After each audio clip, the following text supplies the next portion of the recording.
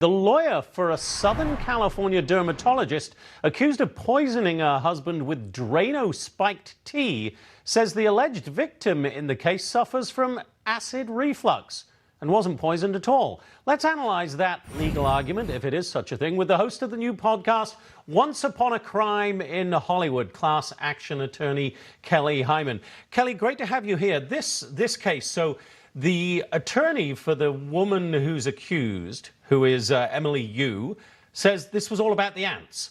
That the husband said, put Drano in lemonade and kill the ants. He then says he set up spy cameras, saw her putting the Drano in the lemonade, but the smoking gun video is not a smoking gun video.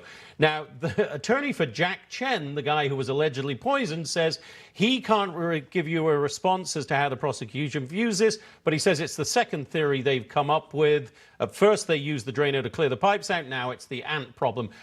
It's a bizarre case. How strong is this accusation that she tried to kill him? Right. So when we look at this type of case from a legal standpoint, we have to look at what the prosecution has to prove, because the prosecution brought the case and they have the burden.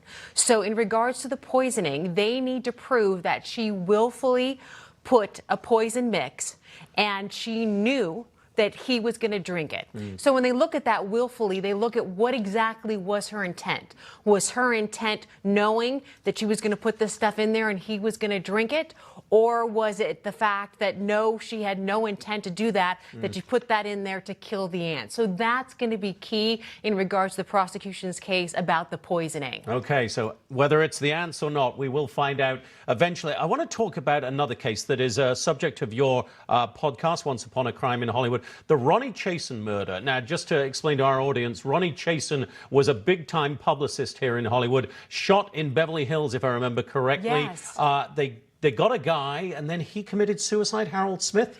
Explain to us the background of this case and why it's so fascinating, because it really is. Absolutely. It has so many twists and turns. It's a making of a Hollywood movie. So here we are, this high-profile PR person was driving in her car, and allegedly Harold Smith shot her 5 times. And soon he became a person of interest, and then he allegedly killed himself. On the podcast, we have the niece who believes that the case should be reopened. There's other people that say, no, they got the right person and the case is closed. But ultimately, we leave that up to the viewers who listen in and make their own determination of what they think. So what is, having studied it as you have, what's your gut feeling? Do you have one? Do you want to tell us? Well, I think you're going to have to wait to the final episode on May 1st. Of course we are. As we should. Kelly, great to see you. The Once Upon a Crime in Hollywood podcast available everywhere you get podcasts, I assume? Exactly. iHeart, Apple Plus. Thank you so much. Great. Thank you, Kelly, for being here. Great to see you.